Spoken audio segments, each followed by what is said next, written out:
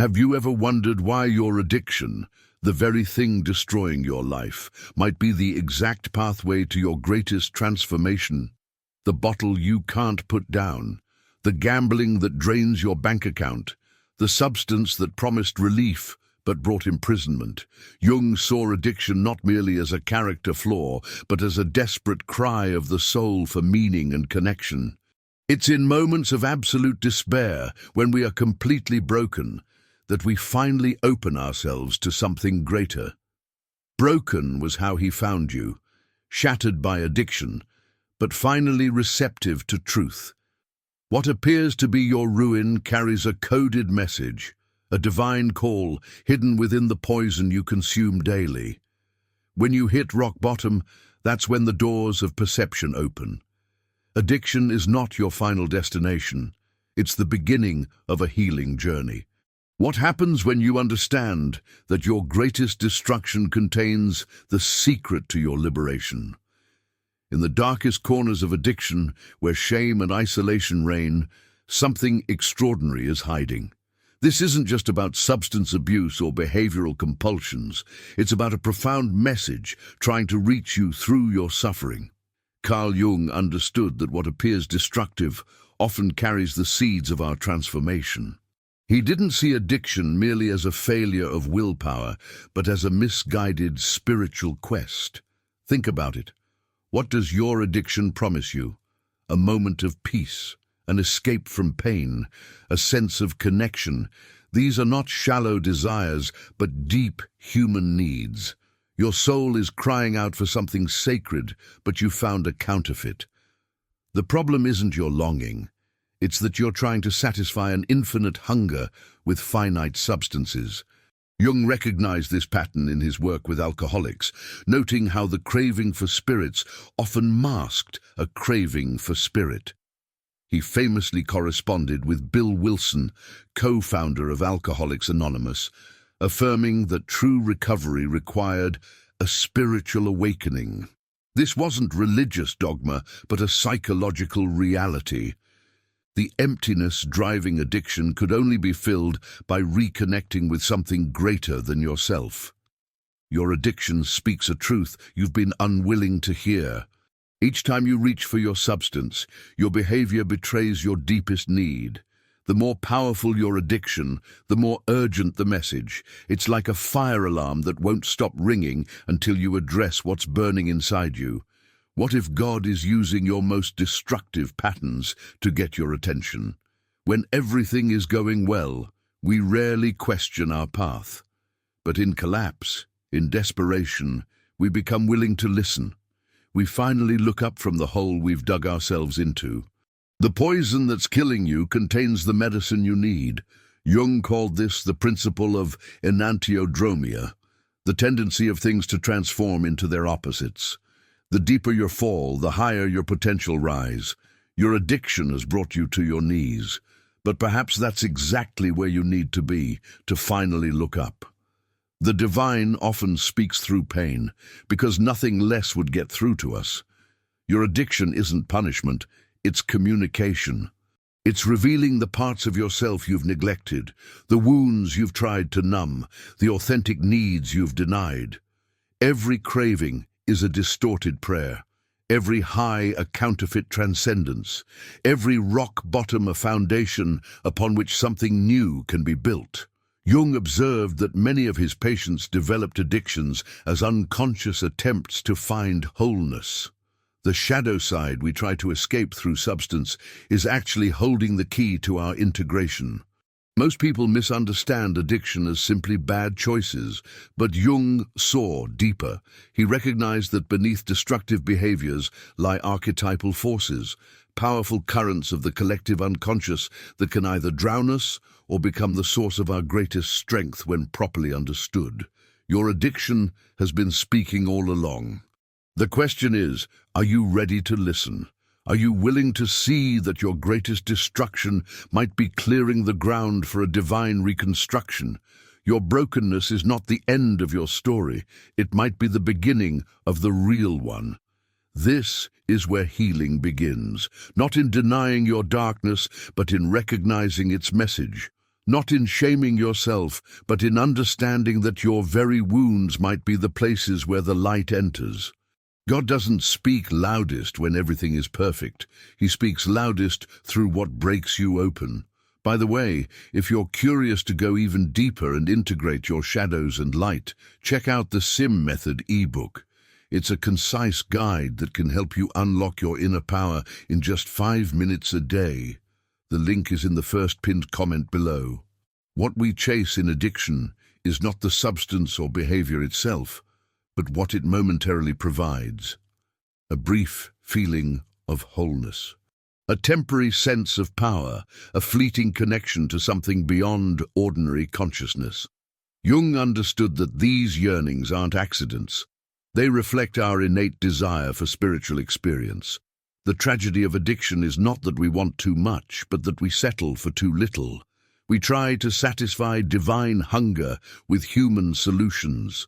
We drown the God within us with substances that can never truly satisfy the spiritual thirst they temporarily quench.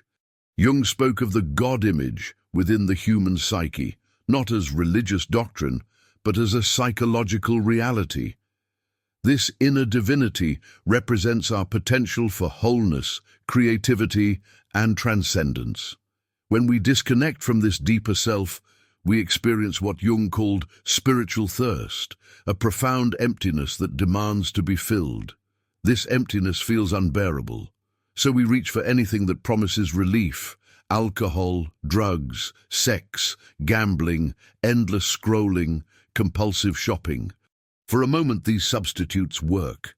They create a temporary feeling of fulfillment, power, or escape, but they can never last because they're addressing the symptom, not the source. The more we turn to these substitutes, the further we drift from what would truly satisfy us. Each hit, each drink, each binge drives us further from the wholeness we actually seek. We're looking for God in all the wrong places. What makes addiction so powerful is that it's not just a physical dependency, it's a misplaced spiritual practice.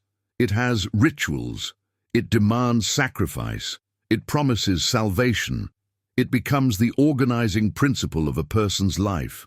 Jung recognized this religious quality of addiction, noting how it functions as a counterfeit spirituality. Every addict knows the desperate prayer, "Just one more time." Every addict understands worship, prostrating themselves before their substance of choice. Every addict experiences temporary transcendence, the brief liberation from self that comes with each high.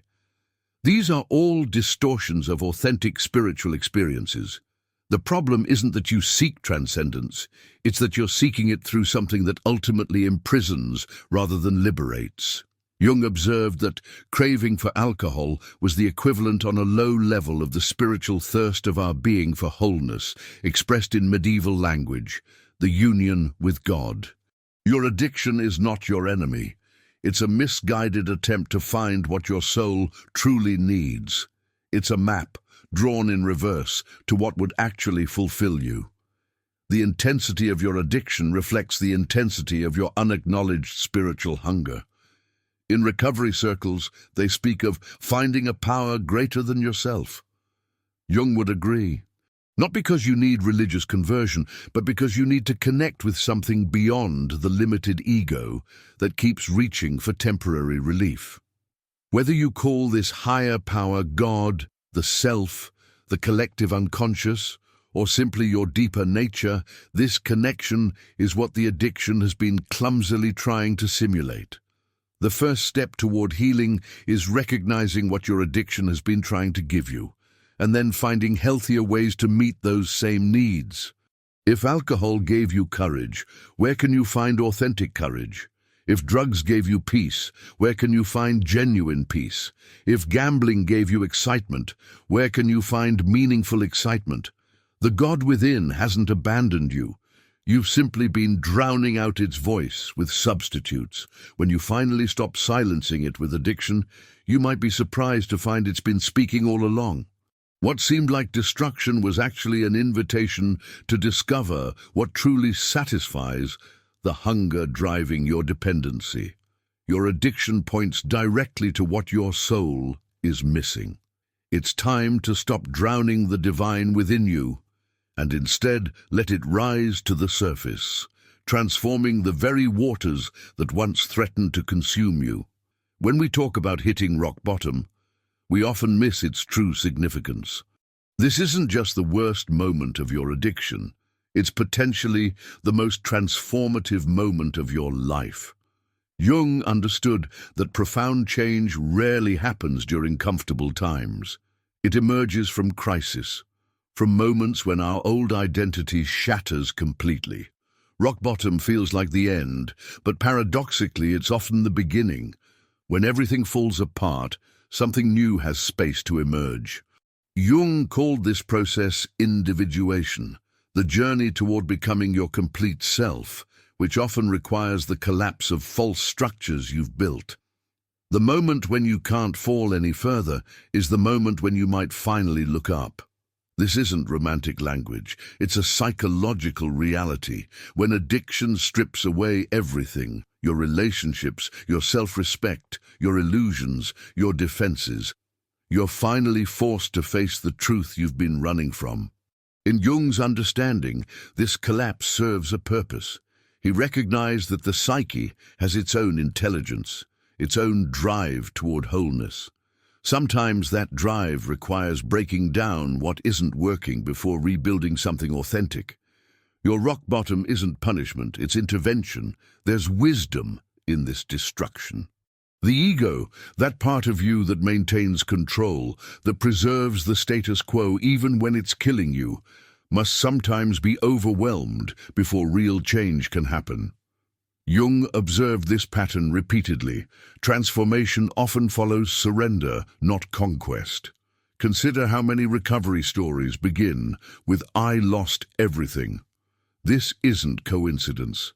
It's only when the false self created by addiction crumbles that many people finally become willing to discover their true nature. The mask must fall before the face can be seen. Rock bottom has a clarifying power nothing else possesses. Priorities suddenly become crystal clear. The things you've sacrificed for your addiction, relationships, integrity, health, purpose, suddenly appear in their true value. The fog lifts, if only briefly, allowing you to see what really matters. This moment of clarity is precious. Jung might call it a moment when the unconscious breaks through, when the deeper wisdom within you finally pierces the defenses of the ego. Many in recovery describe it as a spiritual awakening, not because it feels good, but because it feels true. What makes rock bottom so powerful is that it strips away choice. You can no longer pretend. You can no longer rationalize. You can no longer hide. You're faced with a fundamental decision. Continue on a path you now clearly see leads to destruction, or summon the courage to walk a different way. The ancient alchemists, whom Jung studied extensively, had a phrase, "Solve et coagula," dissolve and recombine. First, the old form must be broken down completely before a new, more integrated form can emerge. Your rock bottom is the dissolving phase. What follows is the recombination, the rebuilding of a life on firmer foundations. This is why many who recover from addiction don't regret their darkest moments. As painful as they were, these were the very experiences that made transformation possible. Without them, change might never have come. The depth of your fall creates the potential height of your rise. Jung observed that our most painful experiences often contain our greatest opportunities for growth. He wrote of the night sea journey, the dark passage that heroes in mythology must undertake before their rebirth. Your rock bottom is your night sea journey, your descent before ascent.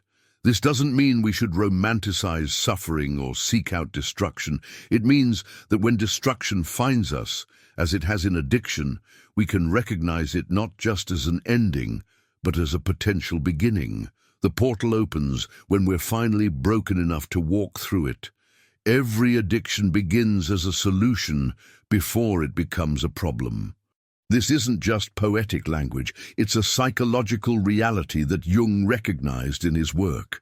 Your dependency didn't start because you wanted to destroy yourself. It started because you found something that seemed to answer a deep, unnamed need. What makes addiction so powerful is that it works at first. It provides real relief, real pleasure, real escape. It fills a void that nothing else in your life seemed able to touch. The problem isn't that it doesn't work. The problem is what happens after it works and what it gradually takes from you in exchange. Jung understood that humans have an innate need for meaning, for transcendence, for connection to something beyond themselves. When these needs aren't met through healthy channels, we find substitutes. The substance or behavior becomes a stand-in for what your soul truly craves. This substitution happens below conscious awareness. You don't wake up one day and decide, I'll replace spiritual fulfillment with alcohol, or I'll substitute deep human connection with gambling. The switch happens gradually, invisibly, as you discover that something temporarily eases your pain or emptiness. The tragedy is that while these substitutes provide immediate relief, they simultaneously block the path to genuine fulfillment. Each time you reach for the quick fix, you move further from addressing the real need. It's like drinking salt water when you're thirsty. It feels like the answer in the moment, but makes the original problem worse. Jung observed this pattern repeatedly in his patients. The more disconnected people became from meaning, purpose, and authentic spiritual experience, the more vulnerable they were to addictive substitutes. These substitutes didn't just happen to fill the void. They actively sought it out, like water flowing downhill. Think of what your particular addiction provides. Is it escape from painful emotions? Is it a sense of control in an uncontrollable world? Is it moments of artificial peace? Is it counterfeit intimacy? Whatever it gives you points directly to what your soul is actually seeking, but in a healthier, more authentic form. The poison substitute works through imitation. Alcohol mimics spiritual ease. Drugs counterfeit transcendence. Gambling simulates purpose and meaning. Porn imitates connection and intimacy. Shopping creates a temporary sense of fullness. The digital world offers counterfeit community. Each provides a shadow version of what we truly need. This is why willpower alone so often fails against addiction. You're not just fighting a bad habit, you're fighting against your soul's desperate attempt to meet its needs in the only way it currently knows how. Until you address the underlying spiritual void, the craving for the substitute remains. Jung didn't use the word spiritual in a narrow religious sense. He meant our connection to something larger than our individual egos. Whether we call that God, the collective unconscious, the self, or simply meaning and purpose. Without this connection, we remain vulnerable to anything that promises to fill the emptiness. The poison substitute works through deception. It whispers, I can give you what you need without the vulnerability, without the uncertainty, without the patience that real fulfillment requires. It offers the fruit without tending the tree, the reward without the journey. Recovery isn't just about stopping the addictive behavior.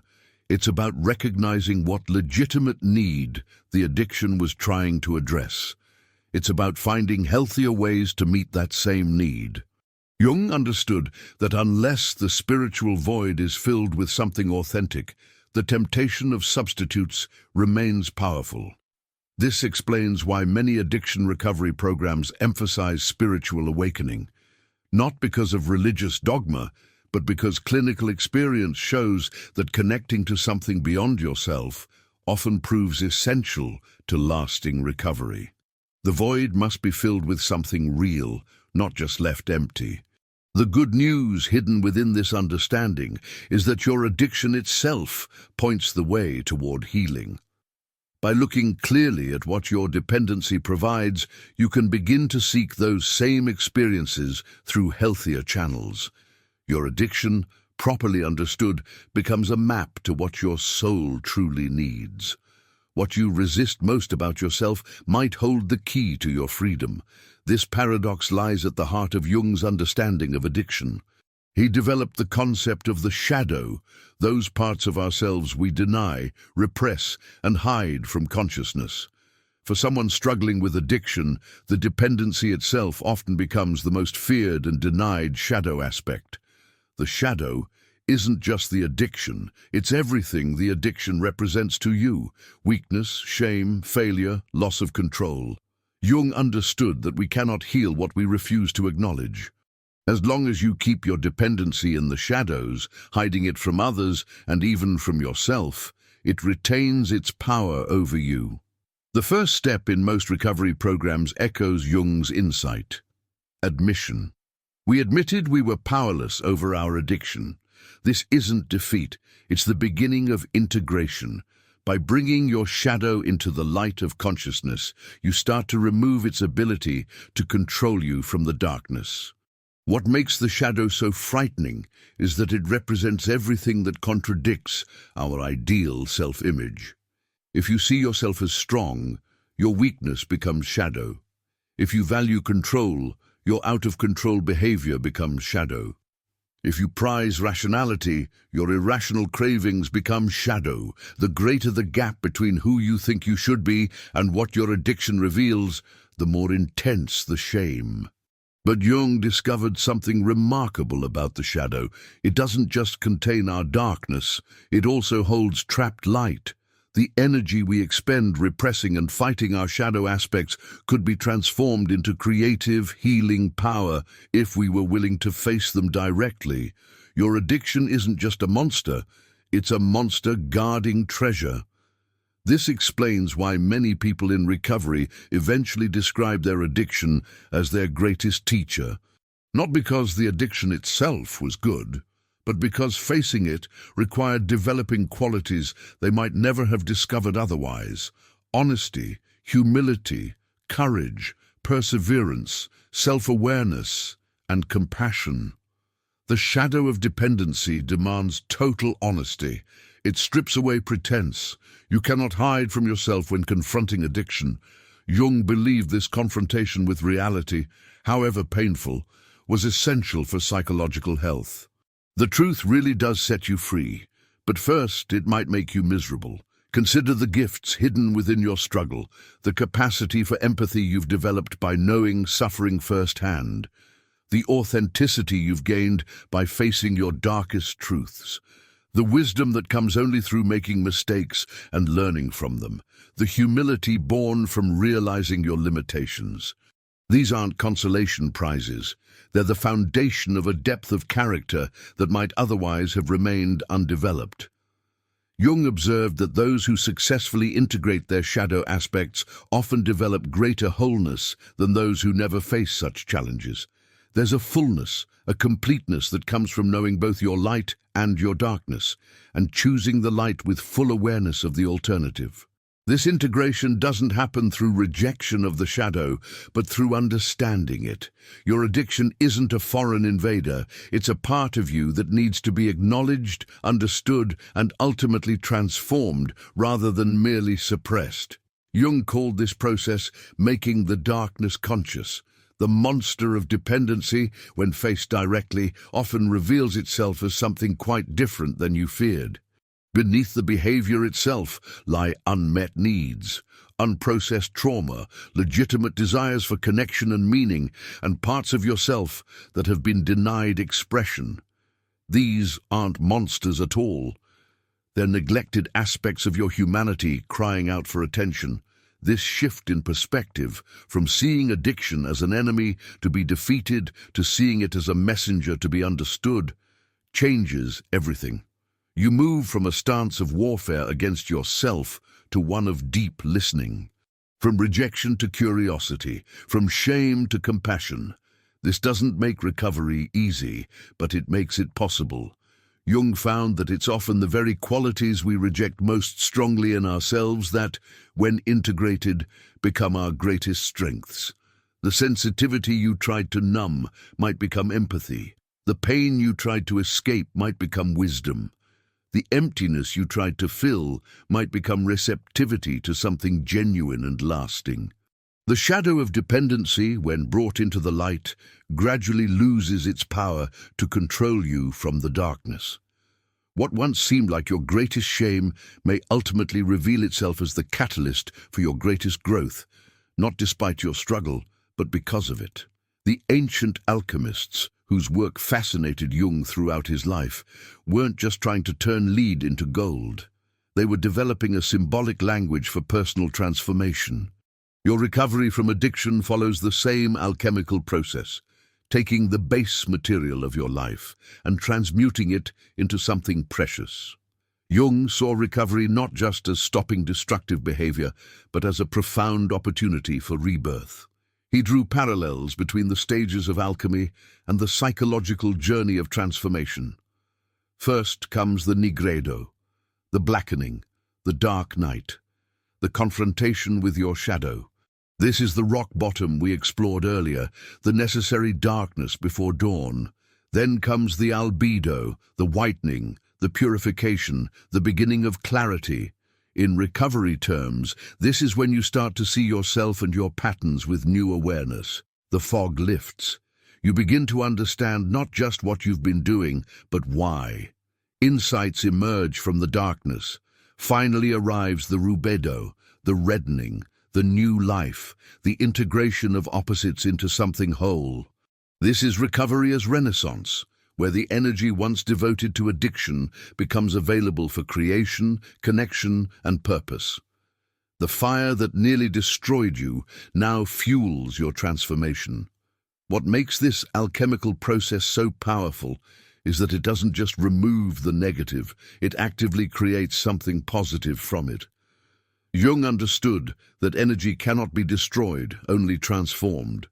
The immense energy bound up in your addiction doesn't simply disappear in recovery. It becomes available for redirection. Think about how much focus, creativity, and determination your addiction required. The lengths you went to, the obstacles you overcame, the single-minded devotion you showed to your substance or behavior of choice. These qualities themselves aren't negative, only their direction was destructive. In recovery, these same strengths become available for your healing and growth. Many who achieve lasting recovery discover a sense of purpose directly connected to their suffering. This isn't coincidence. Jung observed that meaning often emerges from our deepest wounds. The specific form varies. Some become counselors, helping others with similar struggles. Some create art from their experiences. Some discover spiritual paths. Some rebuild relationships with new depth. But the pattern is consistent. What once nearly destroyed them becomes central to their life's meaning. This transformation doesn't erase the past. It redeems it. Jung didn't believe we could simply delete painful experiences from our psyche. Instead, we integrate them into a larger narrative that gives them new meaning. Your addiction doesn't disappear from your story. It becomes a chapter in a longer journey, the darkness that made the light possible. Recovery, in this alchemical sense, isn't just about not drinking, not using, not gambling. It's about becoming who you were meant to be before addiction diverted your path. It's about reclaiming the authentic self that addiction both expressed in its needs and longings and suppressed in its destructive patterns. Jung recognized that this kind of transformation often requires connection to something beyond yourself. He corresponded with Bill Wilson, co-founder of Alcoholics Anonymous, affirming the spiritual dimension of recovery. Not because you need religion, but because you need meaning, purpose, and connection to something larger than your individual ego. The alchemy of recovery transforms not just behavior, but identity. You move from "I am an addict" to "I am a person who has struggled with addiction and found a path to healing." Your dependency no longer defines you. It becomes part of a much larger story of who you are and who you are becoming. This doesn't mean your recovery journey will be easy or linear. Alchemy is a messy process, with setbacks and difficult passages. Jung understood that authentic transformation doesn't happen overnight. It unfolds over time, with both breakthroughs and struggles. The gold emerges gradually from the lead. What matters most is the direction of your journey, not its speed. Each day of recovery builds upon the last. Each challenge faced becomes strength gained. The very cravings that once drove your addiction can be transformed into hunger for authentic experience, connection, and meaning. The ultimate alchemy of recovery is this. What once seemed like your greatest curse becomes recognized as the catalyst for your greatest blessing, not because addiction itself is good, but because in overcoming it, you discover capacities for courage, resilience, honesty, and transformation you might never have found otherwise. The divine speaks loudest through what destroys you, because in that destruction, something new and more authentic has the chance to be born. The journey beyond addiction isn't one you make alone. Jung recognized that true transformation often requires what he called a religious experience, not necessarily in the traditional sense, but as an encounter with something greater than yourself. This partnership with the divine, however you understand it, becomes essential to sustainable recovery. What makes addiction so powerful is that it's bigger than you, which is precisely why recovery usually requires connecting to something bigger than you as well. Jung observed this pattern repeatedly. When people try to overcome addiction through willpower alone, they often fail. When they surrender to something beyond themselves, transformation becomes possible. This surrender isn't weakness, it's wisdom. It's recognizing that some battles cannot be won through force, but require a different approach entirely. Jung wrote to Bill Wilson that the only right and legitimate way to such an experience is that it happens to you in reality, and it can only happen to you when you walk on a path which leads you to higher understanding. The divine partnership transforms the recovery journey from a grim battle of restraint into a creative process of building something new. You're no longer just fighting against addiction. You're working with a higher power to create a life so meaningful that addiction loses its appeal. The focus shifts from what you're leaving behind to what you're moving toward. This partnership works through synchronicities, meaningful coincidences that Jung studied extensively. The right person appears at the right moment. The book with exactly the message you need falls into your hands. The opportunity opens precisely when you're ready. These aren't random events, but signs of a larger intelligence at work in your life. The divine speaks not just through destruction, but through reconstruction, guiding you toward relationships, work, and purpose aligned with your authentic self. Jung believed we each have a unique path, what he might call individual destiny. Recovery becomes the process of finding and following that path, rather than numbing yourself to its absence. This co-creation involves deep listening. Where addiction was a monologue, the same destructive script playing repeatedly, recovery becomes a dialogue. You speak through your choices, your efforts, your willingness. The divine responds through intuitions, through other people, through circumstances that guide you forward. Jung would suggest that this partnership isn't something new entering your life. It's a connection that always existed but was obscured by addiction. The divine wasn't absent during your darkest moments. It was waiting for you to reach the point where you could finally hear its voice. Your breakdown became the breakthrough that made this partnership possible. The divine partnership transforms even relapse into part of the journey rather than its end. Mistakes become lessons, not failures. The path isn't linear but spiral. You may revisit old territory, but with new perspective. Each challenge becomes an opportunity to deepen the relationship with something greater than yourself, turning what could be defeat into renewed commitment. This is the final alchemy of recovery. not just transforming addiction into sobriety, but transforming isolation into connection with yourself, with others, and with the divine, however you understand it. The God who spoke through your destruction now speaks through your creation, partnering with you to build a life beyond anything you could have imagined when addiction still held you captive.